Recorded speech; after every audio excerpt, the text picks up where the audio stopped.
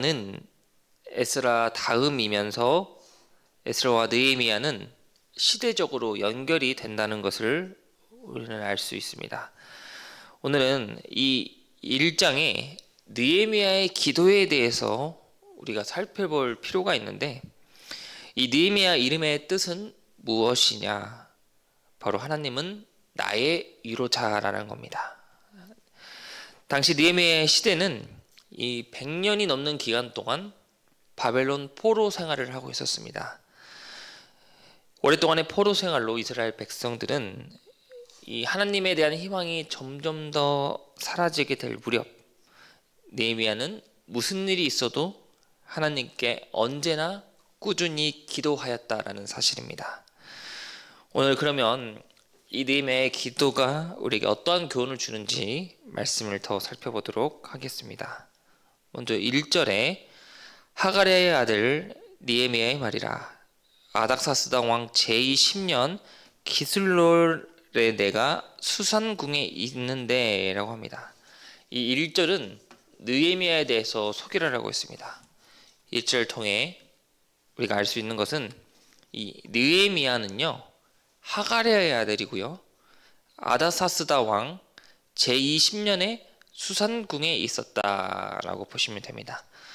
이 당시에 시대를 잠깐 살펴보면 이 느헤미야 앞에 에스라가 있다고 했습니다. 그리고 그 에스라 선지자는 유대 땅으로 돌아오는 해가 언제였나? 바로 이 아닥사스다 왕 7년에 유대 땅으로 돌아왔습니다. 아닥사스다 왕 7년에 에스라는 유대 땅으로 돌아왔고, 이제 시간이 흘러서 느헤미야는 아닥사스 왕 제2 10년이 되었음에도 불구하고 수산궁에 있다라는 것을 우리는 알 수 있습니다. 이 수산궁은 어디일까요? 이 바사 제국의 수도, 오늘날의 이란을 가리키고 있습니다. 이 과거에 포로 기한이 있었습니다. 1차 포로 기한, 2차 포로 기한이 있었습니다. 그런데 이 시간이 흘렀음에도 느헤미야는 유대 땅으로 돌아가지 못했습니다. 이유가 있습니다. 그 당시에 이 바벨론 포로로 남아있는 자들은요, 이 유대 땅으로 돌아갈 힘도 없고, 유대 땅으로 내가 돌아갔어도 이 생활의 능력이 안 된 자들이 포로로 남아 있었습니다.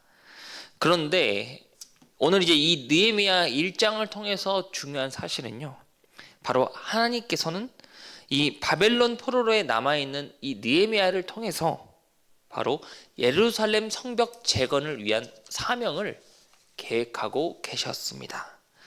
자, 그러면서 이제 2절에 느헤미야에게 소식이 하나 들려옵니다. 2절에 내 형제들 가운데 하나인 하나니가 두어 사람과 함께 유다에서 내게 이르렀기로 내가 그 사로잡힘을 면하고 남아있는 유다와 예루살렘 사람들의 형편을 물은즉 라고 합니다. 이 하나니라는 형제가 느헤미야에게 고향의 소식을 이제 들고 옵니다.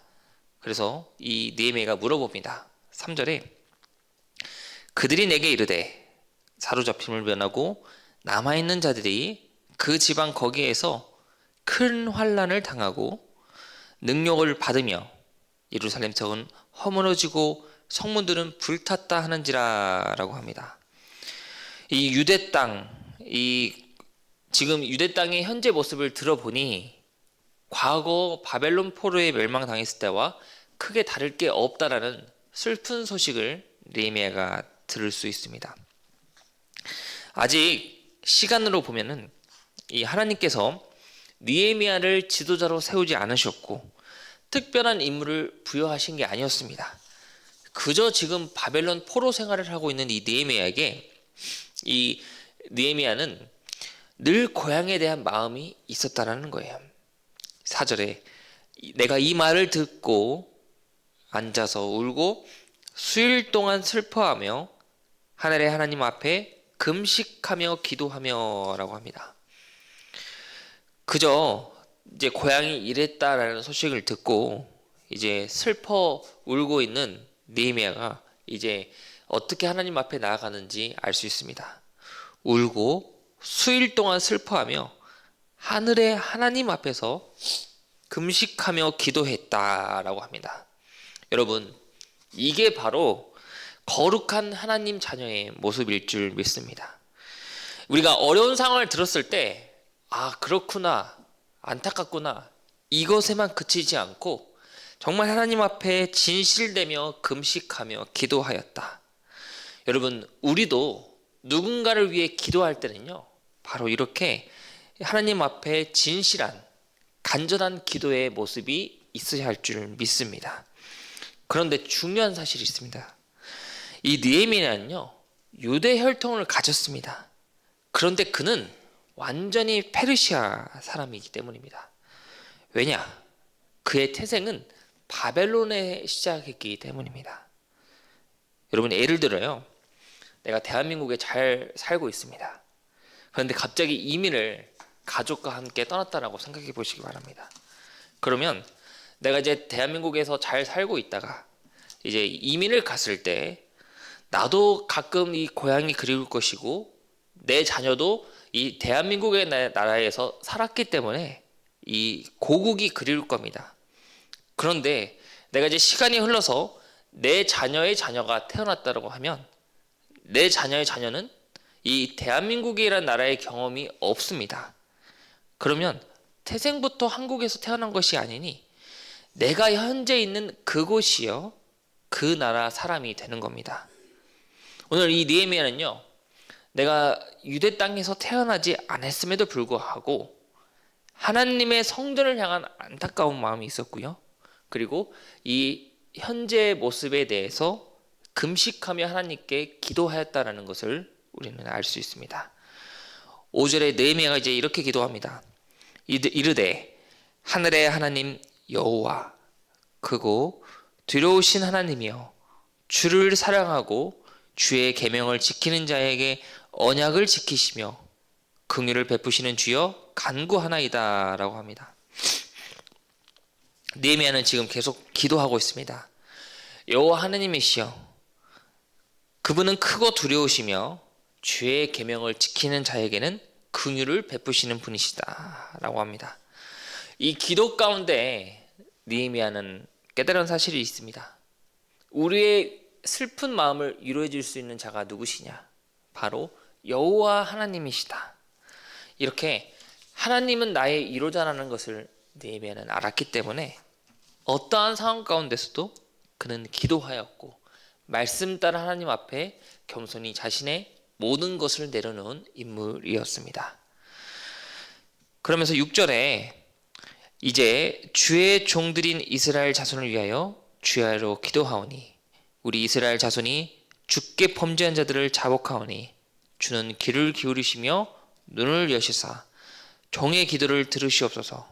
나와 내 아버지의 집이 범죄하여, 그러면서 7절에 율례와 규례를 지키지 아니하였다라고 마무리 기도를 하고 있습니다. 이 느헤미야는 계속 기도 가운데 하나님, 왜 우리 유대 백성들은 말씀처럼 살지 않고 저렇게 죄 지은 모습으로 살아가고 있을까요? 라고 그렇게 기도하는 것이 아니라 나와 내 아버지의 죄, 오히려 자신 또한 죄인임을 고백하면서 유대 백성 모두를 하나님 앞에 용서를 구한 기도를 하고 있다는 사실입니다. 말씀을 마치겠습니다. 오늘 느헤미야는요, 이 하나님의 마음을 기쁘게 하였습니다. 그가 인간적으로 지도력이 뛰어나서 재능이 있어서 하나님께서는 그를 지도자로 세우신 것이 아니었습니다. 그는 하나님 앞에 개인의 이익을 위해서 기도하는 것이 아니라 자신의 나라를 위한, 자신의 나라의 긍휼을 위한 기도를 하나님 앞에 진실된 기도를 하였습니다. 그리고 무릎 꿇고 진실한 마음으로 언제나 주야로 말씀을 묵상하며 나갔던 인물이 바로 느헤미야였습니다. 이 말씀을 묵상하고 그리고 항상 공동체를 위해 중보기도 하는 자의 모습이야말로 하나님이 원하시는 진정한 자녀의 모습일 줄 믿습니다. 항상 저 여러분 모두가 말씀과 기도로 나를 위해 기도하는 것도 좋지만 교회를 위해, 나라를 위해, 우리 공동체를 위해 내가 언제나 항상 중보 기도하며 하나님 보시기에 기쁨으로 나아가시는, 오늘 하루도 기도하며 승리하시는 저와 여러분들 되시기를 간절히 소망합니다. 기도하겠습니다.